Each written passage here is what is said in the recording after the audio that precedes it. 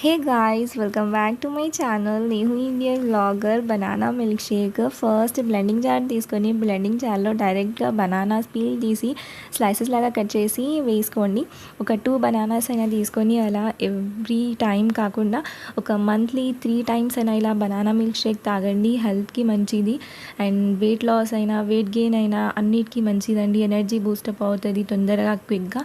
So ఈజీగా అయిపోతుంది. Milk honey dates ఉంటే చాలండి. Subscribe my channel. Hey guys, welcome back to my channel. నేను Indian vlogger banana milk shake. First blending jar తీసుకొని blending జార్లో డైరెక్ట్గా బనానాస్ పీల్ తీసి స్లైసెస్ లాగా కట్ చేసి వేసుకోండి.